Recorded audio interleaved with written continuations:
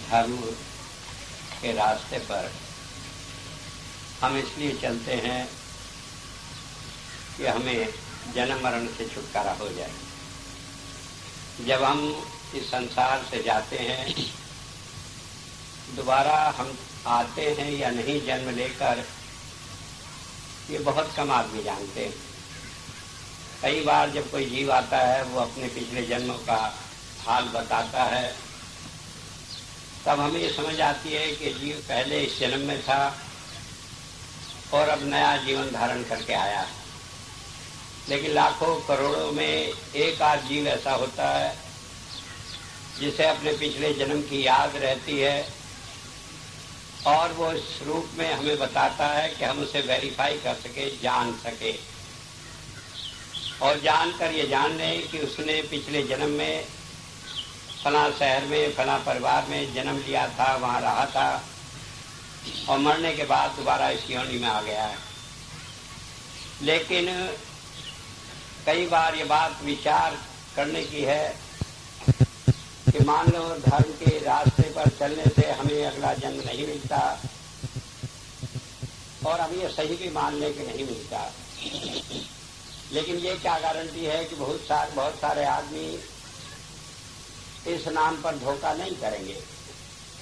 वो लोगों को बहकाएंगे नहीं कि तुम हमारा कहना मानो, आगे तुम्हें जन्म नहीं मिलेगा, क्योंकि आगे मरकर कोई आकर गवाही देगा कि हाँ इन्होंने हमें ये बताया था, ये गलत हुआ, तभी हम उस बात को जान सकते हैं। और इसलिए इतिहास गवाह है, कई बार इन धर्म के ठेकेदारों ने लोगों को इस बुरी तरह ठगा है कि जिसका कोई अंदाजा नहीं।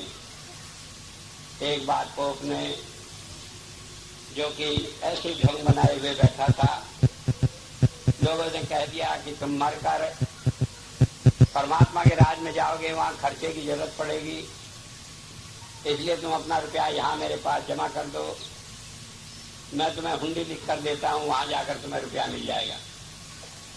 लाखों करोड़ों अरबों रुपया लोगों का ठग लिया। अभी हमारे जमाने में भी, बहुत पुरानी बात नहीं है, एक ऐसे आज भी गुरु बने फिरते हैं जिन्होंने अब से 6-7 साल पहले जर्मनी में ये ढोंग फैलाया कि सन 93 में प्रलय हो जाएगी और जो मुझे लाकर अपना रुपया पैसा देगा वही बचेगा, बाकी सब बर्बाद हो जाएंगे, प्रलय में नष्ट हो जाएंगे। कई लोगों से रुपया लिया, सन 93 भी आ गया, करते करते कुछ नहीं हुआ। फिर कहने लगा कि ये मैंने रोक दिया थोड़े दिनों के लिए, लेकिन खतरा अभी चला नहीं। ऐसे आदमी बात बदल बदल कर बनाते रहते हैं। आज भी उस आदमी की ठगी चल रही है, मुझे पता लगा है। अभी वो आजकल में यहाँ लखनऊ में भी आने वाला है। लेकिन मेरा कहने का मतलब है कि इस तरह की ठगी करके लोगों ने इसलिए ठग लिया है लोगों को कि वो नहीं जान सकते कि मरने के बाद कहाँ जाना है। लेकिन मेरे हुजूर कहा करते थे कि धर्म हमें ये नहीं सिखाता कि मरने के बाद कहाँ जाएंगे उसी की परवाह करते रहें, बल्कि हमें इस जीवन में ही सब कुछ सिखाता और देता है। अगर हम मौत के समय अंधे हैं तो मरने के बाद आंख वाले नहीं बन जाने के।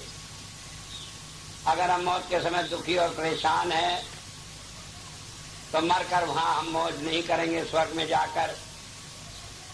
अगर हमारे यहाँ चलते हाजमा खराब है, गैस बनती है और परेशानियां हैं, खाया पिया नहीं जाता, तो बहिष्ठ में जाकर पूरे हमारा क्या करेंगी? पैर दबाएंगी तो आनंद नहीं आएगा, खाना बनाएंगी तो खाया नहीं जाएगा। तो जो लोग इस तरह की बात करते हैं कि इस दुनिया में दुख उठा लो आगे जाकर मौज हो जाएगी, वो धोखे की बात करते हैं। धर्म की एक विशेषता यह है कि वो हमें दुखों से छुड़ाता है,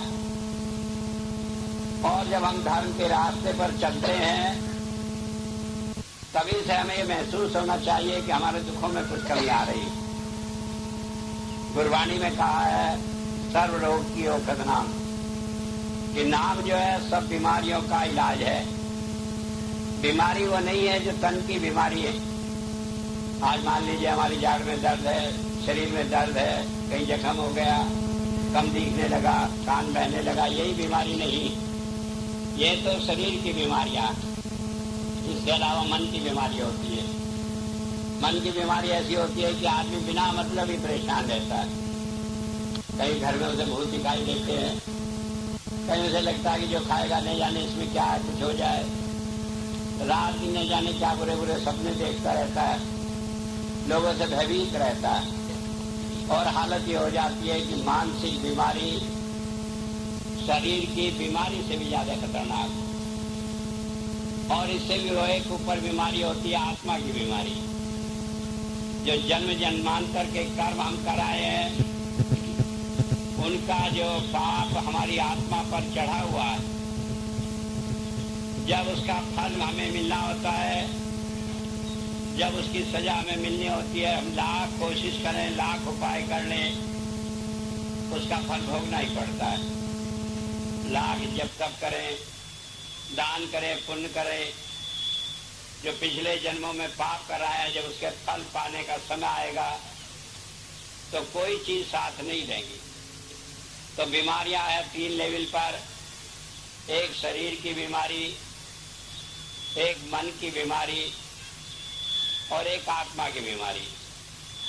आत्मा की बीमारी हमारे पिछले जन्मों के कर्मों के कारण, और उसका संयोग इतना बड़ा बनकर आता है कि कोई आदमी लाख कोशिश कर ले, उससे बच नहीं सकता। मुझे याद है घटना, एक बार बरेली में जो बदायूं रोड पर है, वहां रेलवे का क्रॉसिंग था, सड़क के ऊपर रेलवे का फाटक था। रेलवे का फाटक बंद हो गया। एक आदमी मोटरसाइकिल सवार आया और वो वहां गेट के पास अपनी मोटरसाइकिल खड़ी कर ली। सोचा फाटक खुलेगा तो मैं निकलूंगा, गाड़ी बिल्कुल पास में थी। उसके पीछे एक आदमी और बैठा हुआ था। एक चील ऊपर से उड़ती हुई गई, उसके मुंह में सांप था, सांप छूटकर गिर पड़ा और उस आदमी के ऊपर गिरा जो पीछे बैठा हुआ था। सांप ने उसे काट लिया और वो मर गया। अब देख लिए ये सारा कर्मों का संयोग है, नहीं तो फाटक उस वक्त न भी रुकता। क्या जरूरी थी, चील जब ही आती, चील के मुंह में जरूरी थोड़ी था, सांप ही होता। सांप इतना जहरीला कि काट ले तुरंत ही मर जाए। और 2 आदमी पास पास मिले सटे बैठे हैं मोटरसाइकिल पर, पिछले को ही काटे, अगले को जरा सा कष्ट भी न हो। तो होती है आत्मा की बीमारी। कई बार हम विचलित हो जाते हैं, कई बार कहते हैं हमने तो बड़ा धर्म कर्म किया, हम क्यों दुख उठा रहे। लेकिन हम ये भूल जाते हैं कि हमारे पिछले जन्मों का कितना कर्मों का भंडार जो हमें भुगतना है वो हमारे कंधे पर लदा हुआ है। और जब हम उसे भूल जाते हैं तो कई बार धर्म का अपने जीवन में क्या उपाय देता है, क्या रोल है, क्या उसका लाभ है, ये भी भूल जाते हैं। हम कहते हैं हम तो धर्म के रास्ते पर इतना मन से चल रहे हैं, हमें तो इतने कष्ट हो रहे हैं। वो आदमी है रोज चोरी करता है, शराब पीता है, सारे बुरे काम करता है, वो फल फूल रहा है। लेकिन हमने ये नहीं जाना कि पिछला क्या कर्म किया और हम क्या कर पाए हैं। आज जो कर पाए हैं इसका हिसाब तो आगे होना है। जो पिछला किया हुआ उसे हम देखे नहीं, जानते नहीं, इसलिए कभी विचलित हो जाते। तो हमें संसार में जो भी कष्ट है वो 3 कारण से हैं। एक शरीर करके, एक मन करके, एक आत्मा के लेवल पर। और बताया इसके लिए धर्म शास्त्रों में, नाम सर्व रोगा औषधि नाम, कि नाम जो है वो जितनी भी बीमारियां हैं उन सब की औषधि है, उन सब का इलाज है। नाम क्या है? नाम कोई अक्षर नहीं। कई भाई समझते हैं कि राम राम करना, हरे कृष्ण, वर्ण में शिवाय या कोई और नाम जपना नाम है। हम गुरु के पास जाते हैं, हम समझते हैं उसने हमें ओम नमः शिवाय दिया था। दूसरे गुरु के पास चले जाए, वो कोई और नाम दे देगा। और वास्तव में अभी तो हम यही समझते हैं कि परमात्मा का नाम है, उसका जपना नाम है। लेकिन एक हमारे शहर में, हमारे देश में एक नगरी है हरिद्वार, जो धर्म की नगरी है और वो ठगों की नगरी है। वहाँ सारे ही ठग रहते हैं धर्म के नाम पर। साधुओं का बहाना पहना हुआ है। पिछले साल मैं वहाँ पर जब कुंभ पड़ा था तब गया था, सन 74 की बात। गया तो इसलिए था कि महाराज जी वहाँ अपना कैंप लगाए थे, तो वहाँ पर मैं जा रहा था महाराज जी के कैंप में। रास्ते में वेद व्यासानंद जी महाराज का कैंप भी मिल गया। वेद व्यासानंद जी वो थे जो महाराज जी के पास आते थे, और उस ठगों की नगरी में एक ठग थे जो वहाँ बसे हुए। अब उन्होंने क्या किया, मैं देखा चलो इनके भी देखें क्या दूसरा रूप है। तो आराम से बड़े गद्देदार पलंग पर लेटे हुए एक माई हाथ जोड़ रही थी, गिड़गिड़ा रही थी कि महाराज जी मुझे नाम दे दें, बिना गुरु के नाम से मुक्ति नहीं। मेरी इतनी उम्र चली गई, परमात्मा ने सारा ही कुछ दिया, लेकिन बिना नाम के सब नरक के साधन है। क्या करूं मैं इन बाल बच्चों को, क्या करूं इस धन को, क्या करूं उस आदमी को जो इतना रुपया कमाता है, जब नाम ही नहीं है मेरे घर में, मेरे घट में नाम नहीं है, आप नाम दे दें। अब गुरु जी को लगा कि इसे नाम की कुछ प्यास है, तड़प। कहने लगे नाम बड़ी मुश्किल चीज है, इतनी आसानी से नहीं मिलता। कैसे मिलेगा? अरे कुछ दान पुण्य करना पड़ेगा, ऐसे थोड़ी मिलेगा। सौदेबाजी हुई और आकर 500 रुपये पे सौदा तय हो गया। गुरु जी ने बड़ी दया करी, कह दिया अच्छा 500 रुपये दो तो नाम मिलेगा। वैसे तो कहते हैं नाम अमोलक चीज है, इसका कोई मूल्य नहीं। अब बाकी सौदा पट गया 500 रुपये पे तो सस्ती हुई।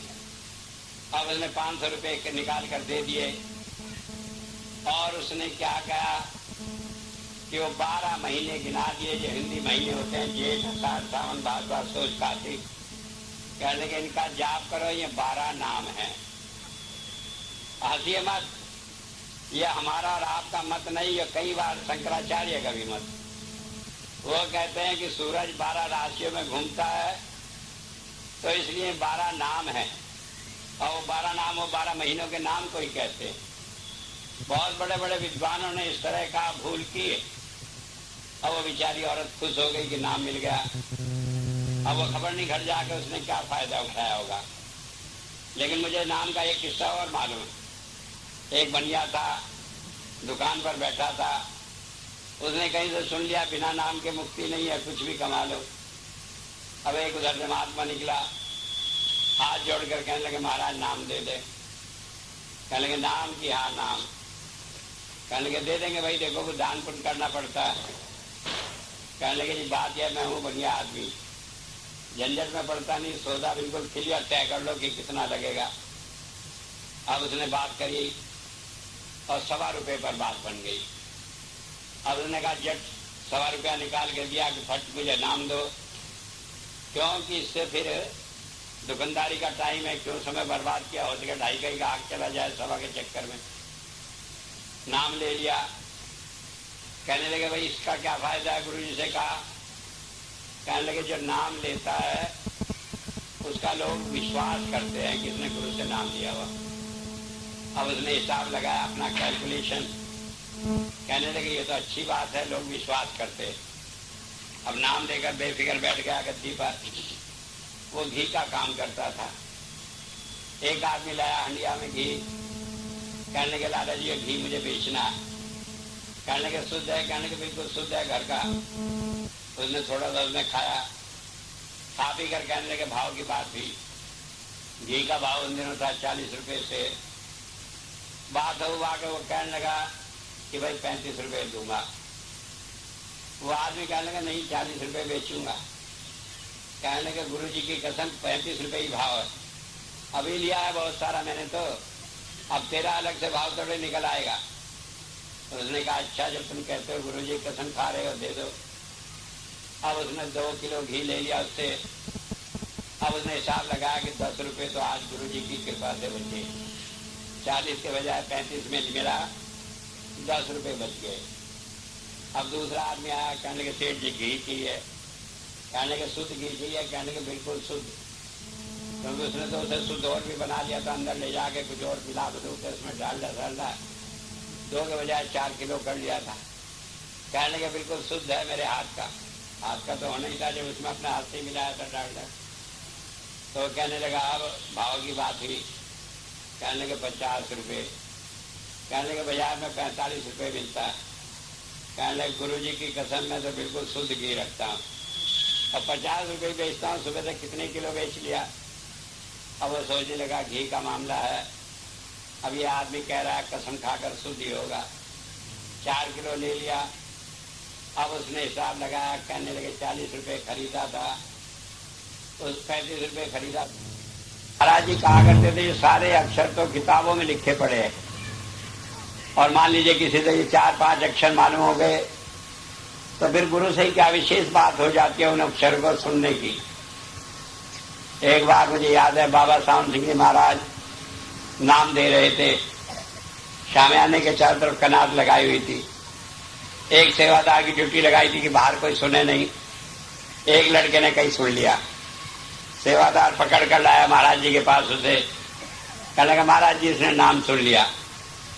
तो बाबा जी कहने लगे कि अगर कोई कपास के खेत में कुतिया चली जाए तो वो कपड़ा नहीं बुनवा लेने की। कपास से कपड़ा बुनने तक का एक तरीका होता है, जो उसे जानता है वही तो बुनेगा। तो इससे क्या होता है, इसने अक्षर सुन लिए, नाम तो तवज्जो है, जब तक गुरु की तवज्जो नहीं मिलती तब तक नाम नहीं मिलता। तो ये अक्षर तो हमारे मन को रोकने के लिए है, उसके बाद जब गुरु की तवज्जो हमें मिलती है तब उभार मिलता है।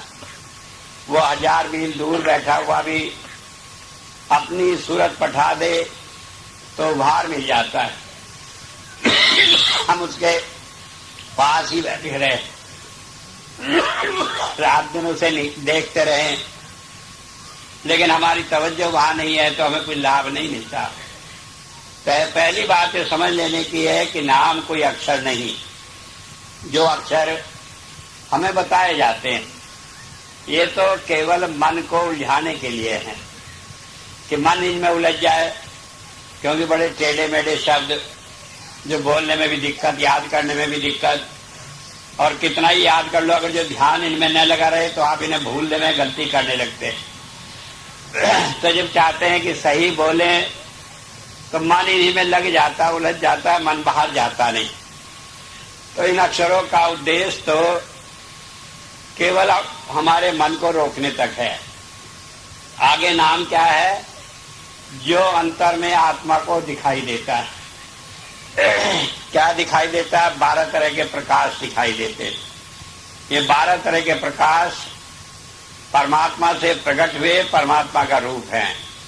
वेद में कहा, ऋग्वेद में ऋतज्वम, ये परमात्मा से ऋत से प्रकट हुए, और देवस्य यज्ञस्य देवम, ये हमें जाकर परमात्मा से मिलाते हैं।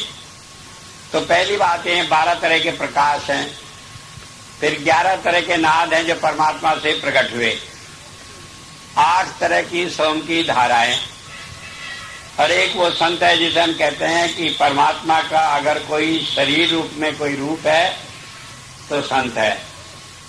अगर हम देखना चाहें परमात्मा को इन आंखों से तो उसे केवल संत के रूप में ही देख सकते हैं। जब से ये दुनिया बनी, जब तक ये दुनिया रहेगी, कोई कितनी चतुराई से बात कर ले, लेकिन सिवाय संत के परमात्मा का दूसरा शरीर रूप नहीं है।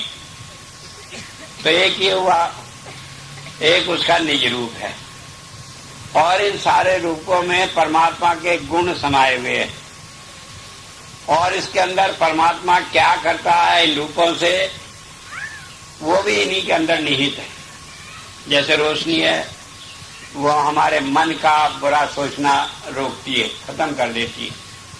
आज हम लाख कोशिश करें किसी के लिए बुरा ना सोचे, हमारे हाथ में नहीं। जितना हम सोचते हैं उसका बुरा ना सोचे, उतना ही मन उसी में लग जाता है और बुरा सोचने लगता है। आज हम कल सोचते हैं ये काम न करें, हमारा मन करता है कि एक बार करके देखो, खबर नहीं क्या हो इसमें, क्या नहीं। सारी बुराइयां आप में भरती चली जाएंगी। तो होता यह है कि मन को रोकना है। मन को आप मोड़ नहीं सकते। मन तो मुड़ेगा जब ये नाम का रस पिएगा, और जब तक नाम का रस नहीं पिया, जब तक उसका फल हमें कैसे मिले। तो मन को रोका जाता है। तो पहली बात यह है, परमात्मा का गुण, परमात्मा का काम हमारे इस मन को रोकना है, इसे अपने साथ जोड़ना है और इसे वो नशा दे देना है अपना, जिससे आदमी दुनिया की चीजों से हटकर परमात्मा के रंग में रंग जाए। तो नाम क्या हुआ कि ये परमात्मा के गुण, उसके कर्म और उसके स्वभाव को बतलाने वाला है। अब हम ये कहें कि परमात्मा दयालु है, तो हम अपनी बुद्धि से सिद्ध नहीं कर सकते। कहें तो उसे नहीं मारता, सूखी साखी को मार लेता है, लेकिन ये क्या करता है कि घर में कोई कमाने वाला हो, उसी पर सारा परिवार निर्भर करता हो, कई बार उसे उठा लेता है। तो परमात्मा के काम हम बुद्धि से नहीं सोच सकते दयालुता के। परमात्मा का कोई भी गुण हो, वो बुद्धि के आधार पर हम नहीं सोच सकते। अगर हमने सोचा, एक बात अच्छी सोचेंगे, 10 बात उसके खिलाफ हमारे मन में अपने आप आ जाएंगे। तो होता यह है कि परमात्मा के गुण कर्म स्वभाव भजन से हमें समझ आते, और जो हमें समझ आता है वो हमारी समझ है। हमने जान लिया कि परमात्मा रक्षा करता है, हमारी बहुत रक्षा की। हम दूसरे को लाख समझाते रहे, उसकी समझ में नहीं आएगा। हम अपनी 1000 कहानियां गढ़ते रहे कि हमने ये रक्षा की, ये की, उसकी समझ में नहीं आएगा। उसकी एक बार रक्षा हो जाएगी तो उसे समझ में आएगा कि हाँ, परमात्मा रक्षा करता है।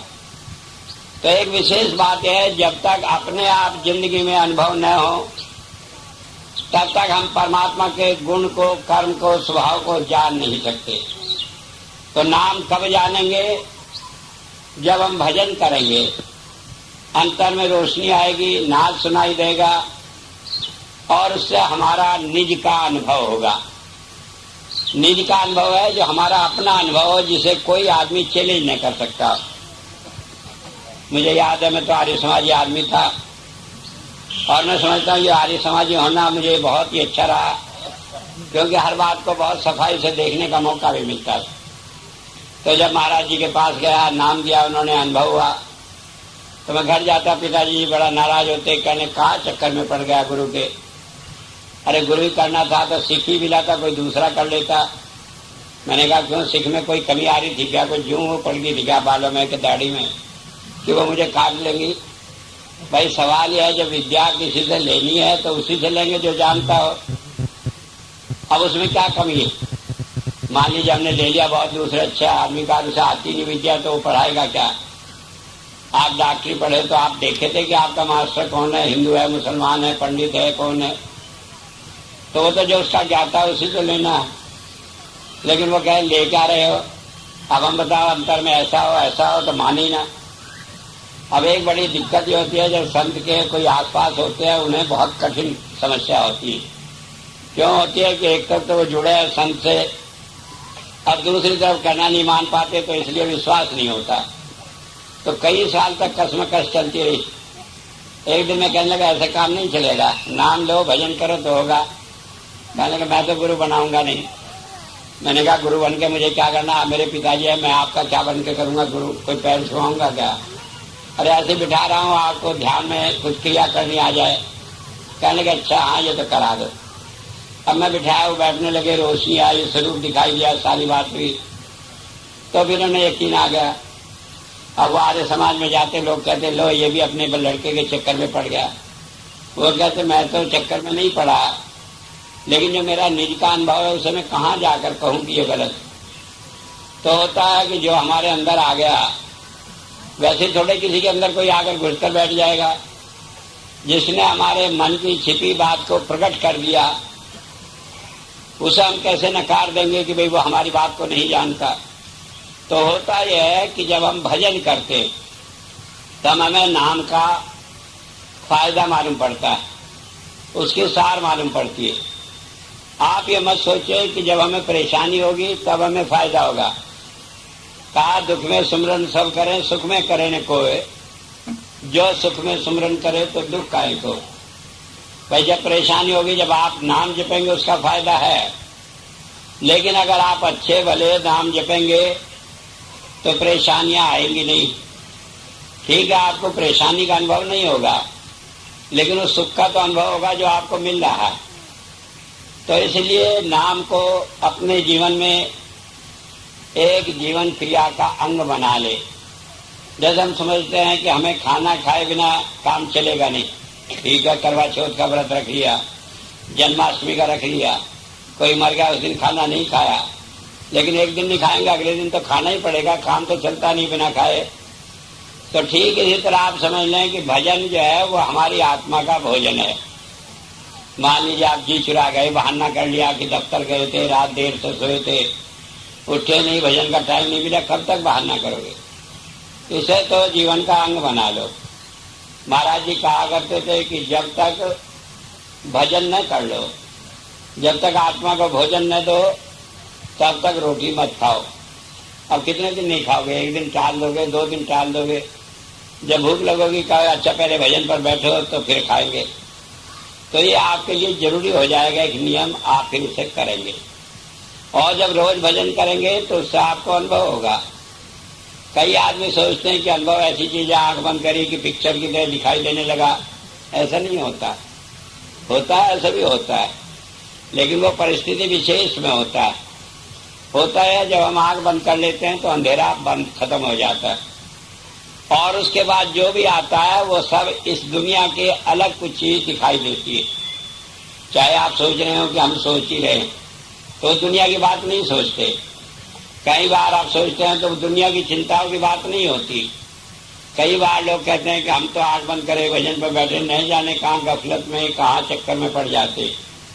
तो वास्तव में है तो वो भजन, क्योंकि वो हमारी बुद्धि का नहीं, हमारे सोचने का नहीं, दुनिया की चीजें नहीं है।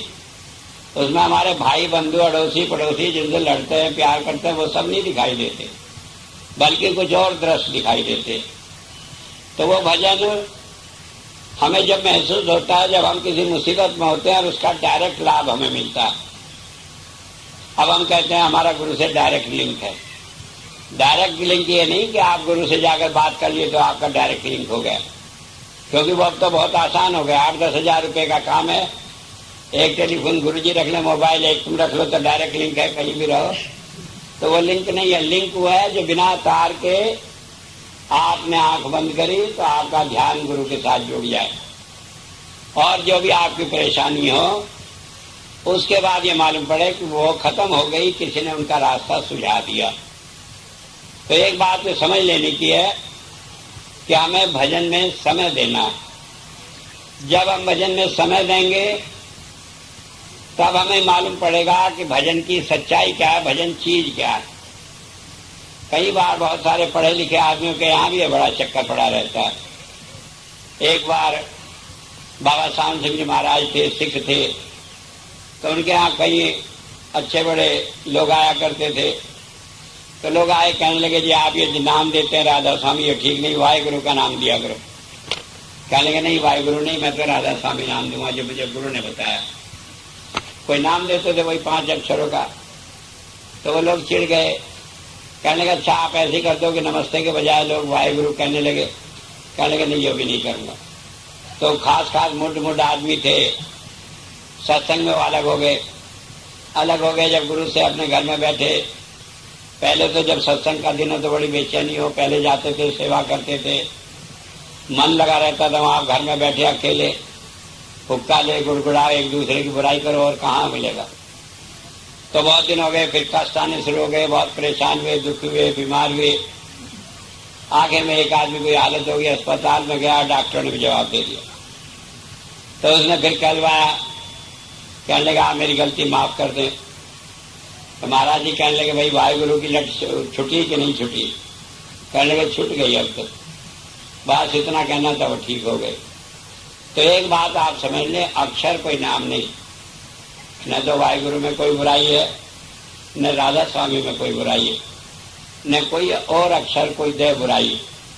कोई भी आप जाप कर सकते हैं, लेकिन जब हम गुरु के पास जाते हैं जो उसने हमें बताया वो करना, गुरु की आज्ञा मानना। जब गुरु देखता है कोई सिख उसका कहना नहीं मानता तो फिर उसे अलग रखता है, चाहे बाहर से मिला रहे लेकिन फिर उसकी बात चलती नहीं उसके। तो जब हम कहते हैं गुरु ने मैं ये अक्षर बता दिया 5 शब्दों का, हम इसका जाप क्यों करें? इसलिए करें कि उसे जाप करने से गुरु की आज्ञा हम मानते। पहला जो टेस्ट है, जो गुरु के घर में आप प्रवेश करते हैं तो मेन गेट पर ही अगर आप गुरु की आज्ञा मानते हैं तो आप अंदर जाने के अधिकारी हैं। अगर आप आज्ञा नहीं मानते तो आप अंदर चले भी गए तो जाना नहीं, वहां से एक न एक दिन धक्के देकर निकाल दिए जाओगे। कौन? काल निकाल देगा, वो खींच लेगा। इस मन को साथ भेजता है, ये मन जाकर त्रिकुटी में जाकर रुकता है, उससे पहले ये भजन में भी साथ जाता है और वहां जाकर कुछ ही फिसाद खड़ा कर देता है। और उसका नतीजा क्या निकलता है कि ये मन ले डूबता है। तो एक बात समझ लें कि जो हमें गुरु ने बताया वही करना, ये पहला लक्षण है सिख का। अगर उसने गुरु का कहना नहीं माना तो लाख भजन करता, उसका भजन कुछ नहीं। और जिसने कहना माना उसने जो भी करा वही भजन है। मुझे याद है एक बार की घटना, एक भाई गया गुरु गोविंद सिंह जी महाराज के पास, जाकर कहने के महाराज मेरी सेवा में रख लें। कहने के अच्छा भाई सेवा में रख लिया। कहने के कुछ पढ़े लिखे हो, कुछ काम सीखे हो? कि काम तो नहीं सीखा, मैं तो ऐसे गांव से चला है। तो उन्होंने कह दिया अच्छे से घोड़ों की सेवा पर रख दो। बहुत सारे घोड़े थे उनके, और वो घोड़ों की घास खोद कर लाता, उन्हें सानी करता, उन्हें रगड़ता, मलता, सब कुछ करता, सारे उस दिन सेवा में लगा रहता। गुरु साहब को आया ख्याल, कहने लगे बड़ी सेवा कर रहा है, इसे एक तुक रोज बता दिया करो गुरु ग्रंथ साहब के, सारे दिन रटता रहेगा तो थोड़े दिनों में 100, 200, 500, 1000 तुकें याद हो जाएंगी। अब वो रोज आता, सुबह ही उसे एक तुक बता देते, कोई गुरबानी से एक कड़ी, वो सारे दिन उसे घोटा लगाया जाता है, घोड़े को रगड़ा जाता है, काम किए जाता है। अब करता रहा। एक दिन वो सुबह आया, कहने लगे महाराज जी मेरे दे दो आज का वचन। तो उन्होंने कहने लगे वाह भाई वेला, बखत देखे ना वेला, कि मैं तो जल्दी में हूँ, जा रहा हूँ घोड़े पर, और तुझे कुछ समझ नहीं तो आगे खड़ा हो गया कि मुझे तुक दे दो। तो कहने लगे वाह भाई वेला, बखत देखे ना वेला। अब वो जाके घोड़े पर लग गया, अपना घोटा लगाने, वाह भाई वेला, बखत देखे ना वेला। अब करता रहा।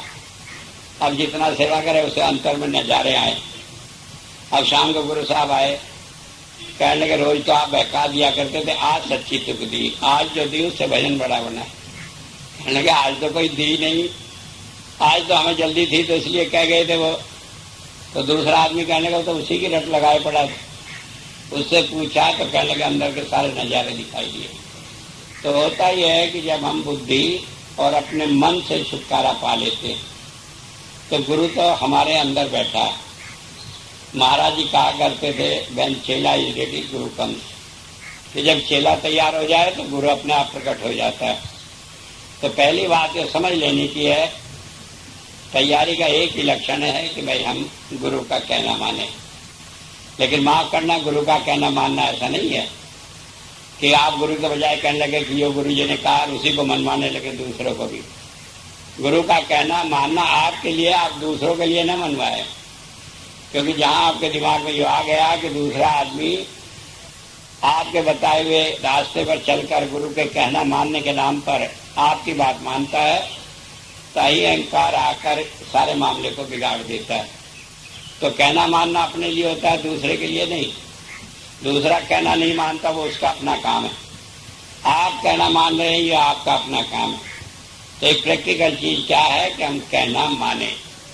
कबीर साहब ने कहा कबीरा तेरी झोपड़ी गलकट जिनके पास, जो करे सो भरे तू क्यों भय उदास। जो नहीं कहना मानता वो अपने आप उसकी सजा भोगेगा या परेशान होगा, हम कहें को परेशान है। तो पहली बात है कहना माने। अब कहना मानने से क्या होगा, हमारे सारे संकट कट जाते हैं। क्या संकट है, एक शरीर करके सारी बीमारियां तो शरीर में लगी पड़ी है। कोई बुला लो, किसी को पूछ लो, कोई ना कोई बीमारी लगी पड़ी। और इसका आसान इलाज कितना है कि ध्यान ऊपर कर लो तो ये शरीर अपने आप ठीक चलता रहता है, इसकी चिंता ही कोई नहीं। आपकी 90% बीमारियां तो ऐसी ठीक हो जाए, अगर आप जब परेशानियां थोड़ा ध्यान करके लेट जाओ और उसमें ध्यान न, झंझट में न पड़ो। बाकी बीमारियां नाम से अपने आप ठीक हो जाती है, क्योंकि जो रोशनी आती है, ये वैज्ञानिकों ने इसे पाया है कि हमारे शरीर में, खून में, दूसरी चीजों में भी अपना प्रभाव डालती है। तो पहली बात ये होती है कि भजन से हमारे शरीर की बहुत सारी बीमारियां ठीक हो जाती है। लेकिन हम भजन करें तब न, खाली बहाना करें तो उससे नहीं होता। दूसरी बात यह है, जब नाम की धार, जब वो नाद आता है तो वो खींच कर हमारी आत्मा को ऊपर ले जाता है, तो आगे कोई कर्म होने से बच जाते हैं। पिछले कर्म बिना किसी उत्पात को किए, बिना किसी उथल पुथल को किए हमारे अंदर वो भुगताए जाते हैं आसानी से।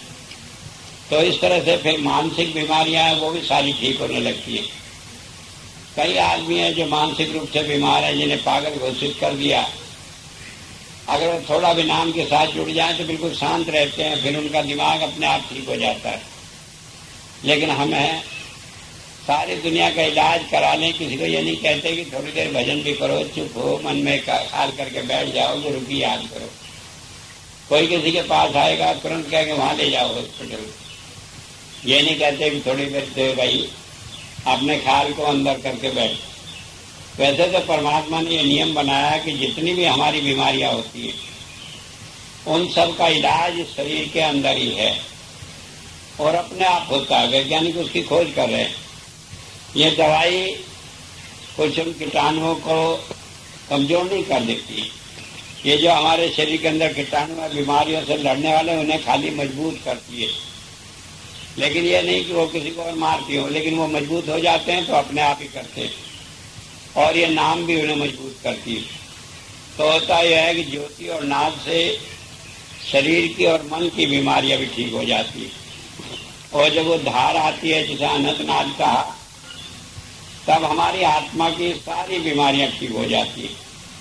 किसी बीमारी की आप कल्पना करें, कोई भी बीमारी हो, सब बीमारियां उससे ठीक हो जाती है। अब कई आदमी कहेंगे कि हम तो दवाई नहीं करेंगे, हम तो कुछ नहीं करेंगे। ठीक है, दवाई नहीं करोगे, लेकिन ये भी तो विश्वास रखो कि भजन तो करेंगे। अगर भजन भी न करें, दवाई भी न करें, तो बीमार भी होना है और गुरु का नाम भी बदनाम करना। एक बार एक बहन मुझे मिली, कहने लगे मैं पढ़ूंगी भी नहीं और आपके सहारे हूँ, पास भी होंगी। मैंने कहा तू लाख लिखवा ले, हम तो फेल ही होगी, पास होगी नहीं। अब वो जिद किए रखी, डॉक्टरी के 5 साल में थी, 2 साल फेल हुई। तब ठिकाना आई, कहने का अब क्या हो? मैंने कहा पहले पढ़, तब आशीर्वाद मिलेगा पास होने का। अगर कोई संत ऐसे कह दे कि जाओ पास हो जाओगे बिना पढ़े, तो इसका मतलब जो पढ़े लिखे वही सारे बिगड़ जाएंगे। वो कहेंगे फिर हम ही क्यों पढ़े? तो संत सारी मर्यादा ही खत्म करने नहीं आते। तो एक बात ये समझें कि संत का आशीर्वाद काम करता है, लेकिन वो हमें किसी मर्यादा को तोड़कर अमर्यादित व्यवहार करने की आज्ञा नहीं देता। समाज के जो नियम है, सरकार के जो नियम है, हमारे अपने धर्म के जो नियम है, उन सारे नियमों को पालना करके हमें चलना है। और उससे क्या होता है कि आपको इन 3 धाराओं के अलावा फिर आता है संत, और संत से जो हमें इलाज मिलता है बीमारी का, वो आशीर्वाद के रूप में मिलता है। और वो आशीर्वाद भी जब ही फलता है जब हम संत का कहना माने, मर्यादा में रहें। अगर हम जाकर गुरु धारण कर लिया, भजन कर लिया और ऐसा मर्यादा के बाहर रहकर कोई बात करें तो वो होती नहीं। तो बात ये समझ लेने की है कि हमें अपने जीवन को नाम की समझ में लगाकर इसे ऐसा करना है कि ये सारी बीमारियों का अपने आप ही इलाज हो जाए। आगे इसमें बताया है, मंत्र तो मैं इसे नहीं कहूँगा क्योंकि ये जितना भी श्लोक है ये मेरा अपना संस्कृत में बनाया हुआ, अपनी सुविधा के लिए बना लिया। कहने लगे वो नाम मिलता कहाँ है? संत संग सुलभम सदा, कि संत के साथ वो आसानी से मिल जाता है। कैसे आसानी मिल जाता? हम कहना मानने वाले बने, हम सेवा करने वाले बने। तो जिस चीज लोग रोज कई कई घंटे भजन में बैठकर प्राप्त नहीं करते, वो सेवा से बड़ी आसानी से प्राप्त हो जाती है। तो बात ये समझ लेने की है कि ये संत के संग में मिलता है, और संत का संग दिखावे का संग नहीं है। जब तक आप अंतर में संत के साथ नहीं जुड़े, बाहर दिखावा करते हैं, कुछ उठता नहीं। जब आप अंतर में जुड़े हैं, बाहर कितना ही आप अलग रहे, आपकी बात हो न हो, कोई जरूरत नहीं पड़ती। रहना ऐसा है जैसे खरबूजा है, अंदर एक है, बाहर धारियां पड़ी रहे तो पड़ी रहे, उससे अलग नहीं होता। माफ करना, संतरे की तरह न रहो कि अंदर तो फटे पड़े हैं और बाहर चिकनी चिकनी खाल एक मालूम पड़ती है। तो यह है कि हमें अपने अंतर से जुड़े